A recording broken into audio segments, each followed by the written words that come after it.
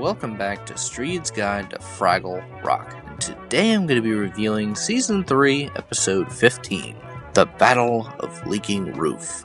This episode starts out with Sprocket training to be a watchdog. Unfortunately, he's lost his voice due to laryngitis, so this gives Doc an idea that may help Sprocket. Now, imagine you're standing out there and you see this guy sneaking up on you, wearing a black mask. Wag your tail, quick! Ow, ow, ow, ow, ow, ow, ow, ow, ow, ow. Yeah, I'm in total agreement with you, Sprocky. This is stupid. Meanwhile, in the Gorgs' castle, Ma interrupts Pa's slumber, complaining that she got her foot stuck in the bucket Pa placed under the leak in the roof earlier. Ma's also stricken with the cold and says the only way for her to get rid of it is for the roof to be fixed, with Pa terrified at the prospect of going up there. And if that wasn't enough, there's a storm coming. Pa does his best to mask his dread, but Ma says if he's unwilling to fix the roof, she'll do it herself. A queen fixing a roof? Climbing ladders, using tools? No, no, no, no. Your place, my dear, is in the kitchen baking things, not fixing leaks. Dear, if you talk that way, you'll be fixing a leak in your head. Now, are you and Junior gonna go up on that roof and fix it or not? Junior. I forgot about Junior. Oh, Junior likes heights. That's it. Oh, yes, my sugar plum. If I promised I would fix the roof, then the roof I shall fix. Soon after, Junior's elated to fix the roof, but cautious since Pa always yells at him whenever he tries to help him. And I can't really fault Junior for being hesitant. I wouldn't want to help the same abusive dickbag that yelled at me all the time either. Doesn't feel so good to go out of your way to help a member of your family whilst being relentlessly bullied. Now you're mowing the lawn alone, asshole. Pa does his best to control his temper and tells Junior that they'll be tasked to fix the roof, looking at it as if it were a battle. The Battle of Leaking Roof. He said it! He said it! He honors Junior with the title of General, thus causing a comical marching song with Junior preparing for their noble task. When the trumpets play and the drums begin to sound, you can thank your lucky stars and your wow. Get your marching gear and march away. Today is going to be your glory day. Yes, sir! No, sir! Everywhere you go, sir! Left, sir! Right, sir! Say it loud and long. Yes, sir! No, sir! Everything is go, sir! Left, sir! Right, sir! Then you won't go wrong! Afterwards, Ma rushes out and watches them climb the ladder, with poor Pa petrified at being so far off the ground, with Junior not helping matters. Meanwhile, Ma's in the midst of picking vegetables for his souffle, accidentally grabbing Boober and runs off in fright, which prompts Junior to try and rescue her, causing him to smash the ladder as he falls. At this point, Pa's terrified, begging Junior to help him down, to which Junior makes a suggestion. You could jump! Jump? Are you crazy, Junior? Well, what's to prevent me from squashing like a radish in a nutcracker? No. Listen, just as your feet hit the ground, you just jump up again and go ta-da! Oh, nobody can do that, Junior. You'll have to think of something else. Something else. Let's see.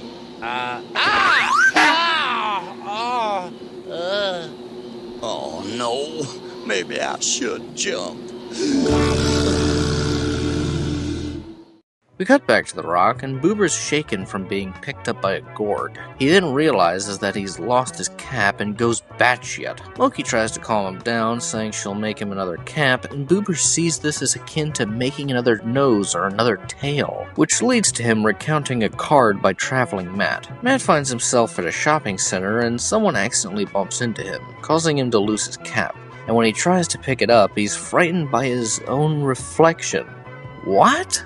The Fraggles may not have mirrors, but they have a large pool in the Great Hall. He should know what a Fraggle looks like after all. What a pointless postcard. Boober's main takeaway from the card, however, is that if he loses his lucky cap, he'll have nothing but bad luck. Moki rightfully thinks this is irrational, and Boober stubs his toe, carrying on like a panic-stricken superstitious granny, causing Moki to risk her life for a dumb hat. Did we seriously learn nothing from Wembley and the Gorgs, Boober? Back in the garden, Junior has a rope tied to Pa to drag him down, I guess, with Pa immediately regretting this plan, insulting Junior in the process, to which Junior tells him to fuck off and help himself. So Pa does the most in-character thing and emotionally manipulates Junior into helping him by saying that he's his favorite son. Junior, being the sweet lovable dimp he is, automatically forgives him and finds a convenient ladder. Apparently they had a spare. Meanwhile in the castle, Ma's preparing for her radish and garlic souffle. Let's see. 2 measures of grit. Uh-oh, that's more than 2 measures of grits. Well, now, just a pinch of this to make everything rise.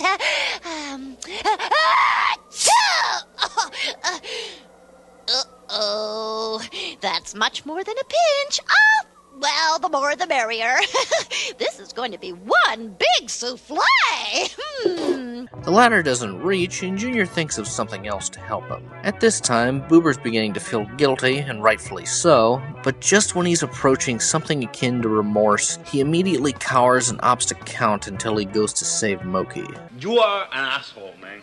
Junior finds a board and guides Pa slowly down the ladder in quite a suspenseful sequence. Although I can't help but wonder why he didn't just climb down bottoms first. This approach is a lot scarier. One false move and Pa goes to Gorgic heaven. He finally makes it down and celebrates with a braggadocious song about his own bravery for climbing down a ladder. I don't say that I'm a handsome hero.